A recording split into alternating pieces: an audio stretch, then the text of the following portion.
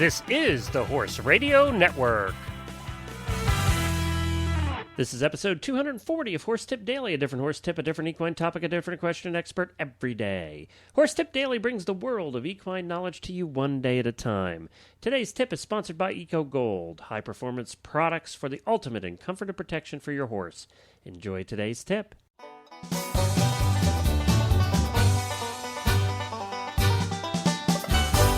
Howdy everybody, Glenn the Geek back with you from Lexington, Kentucky, and you're listening to Horse Tip Daily. Well, I wanted to thank everybody for their emails last week. We got quite a few about my wife's anniversary week here on Horse Tip Daily. We appreciate your emails, and we're glad you enjoyed her tips. She'll be back on a regular basis here to do a tip occasionally, so we look forward to that, and I wanted to thank Jennifer for joining me. I made her work on our anniversary week. I know, great husband I am. So anyway, this week we start back with a whole bunch of new tips done by different people every day. So you don't know what you might find this week on Horse Tip Daily. We also wanted to start a new thing here on Horse Tip Daily, now that we're into this 240 episodes, is that we wanted to get some of the listeners involved in providing tips, and I think we're going to have a couple coming up here. But if you would like to be on the show, if you think you have some tips, equine-related tips that would help the horse world, we would love to hear from you. So drop me an email at glenn@horseradionetwork.com and be on the show with me. It'd be a lot of fun. We have fun recording the tips, and I'm sure that everybody would enjoy hearing what you have to say or the tip that you want to get out there. So drop me an email, give me some idea of what you want to talk about, and I'll get back to you, and we'll get you on the show. Well, today, Max Corcoran is on. Of course, she is the longtime groom for national eventer Karen O'Connor. And she is a regular over there co-hosting the Eventing Radio Show at eventingradio.com as part of HRN, the Horse Radio Network. This tip is taken off of episode number 88 of the Eventing Radio Show, and this week on the Eventing Radio Show, they had Chris started a new series. Chris Stafford, the co-host over there, started a new series on inspirational people. She had a very interesting conversation with Denny Emerson, one of the, of course, the legend of eventing. So you can stop over there and hear a little bit different take on an interview with Denny Emerson. And, you know, one of the things that Max Corcoran does every day is take care of the horses for Karen O'Connor. And one of the things they use on a very regular basis is the products from Eco Gold. Karen O'Connor is a rider that uses Eco Gold. And, of course, Eco Gold produces the high-performance saddle pads and horse boots that are non-slip, 100% breathable, and the ultimate in comfort and protection for your horse. They are used by many of the famous international riders that you would recommend, and they're used because they have high-tech materials that are designed with a state-of-the-art design. They're innovative, and you should take a look at them at ecogold.ca. If you haven't gone there yet, you probably should. They have a nice website. It's all broken out by discipline. You can take a look at your discipline and see what products match your needs. Take it from McLean Ward, Ashley Holzer, Karen O'Connor, Boyd Martin, Jessica Phoenix, and so many more. The products from Eco Gold are worth looking at.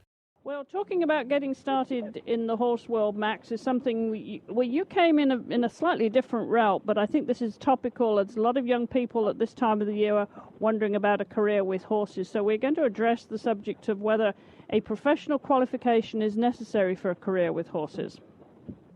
For sure. I mean, I think a professional qualification, I think you're sort of meaning, do you need to go to college and study it? And to that effect, there's a lot of great universities that do a really great job with equine specialties and, business majors and other such things like that, but that you do not need to have any kind of a degree to continue in the horse industry. I know a lot of people that ride horses professionally that probably never went to college.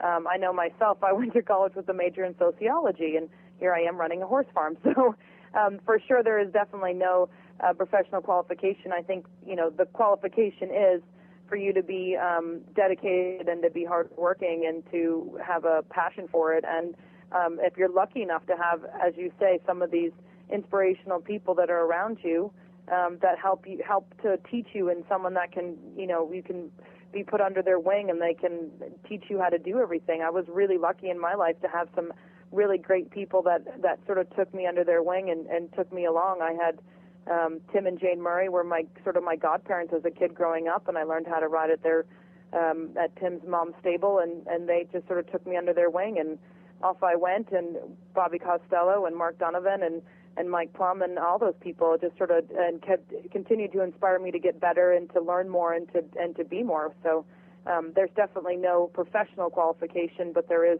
definitely lots of hours and a thirst for knowledge. But it doesn't mean to say you have to skip school, of course. You can, as you did, No. go through school and get some formal, at least, finish school. I mean, that is, I think, so important because you never know how life is going to evolve as you get much older. You're completely right. I mean, I know people whose parents are paying for their college. They say, oh, I don't know if I want to go to school. And I keep telling them, finish. If your parents are paying for you to go to school, finish your degree because it's something that nobody can ever take away from you. That is yours and yours alone. And if that is something that you can do, definitely do it. But a lot of times people can't financially afford to do it too. But there's always, you should always be on for that, but definitely a high school degree at minimum. And there's no reason, of course, why you can't juggle both your education and the start of your career, or competing or training with, people, as you say, that are your mentors, your trainers, and people that are good to be around to start you off in your career when you do finish school. I think that's the best of both worlds, isn't it? If you can be amongst those kind of people whilst you're in those formative years. It's definitely true. I know there's some people that ride with us, and I know Will Coleman, for example, he's fairly well known. He's done a lot. He went and finished his degree. He's a very, very bright, extremely smart. He went to University of Virginia, and he did a really great job balancing. It took him a little bit longer, but he would go to school from, I think, September until December every year, and then he would leave to go to either Florida or to South Carolina to train for that season. And then he would try to take a class or two online. And there's definitely a balance you can do, and you can have, if you've got great people around you that can help with your horses here and there, it's a great balance, and there's no shame in taking a couple extra years to get it done.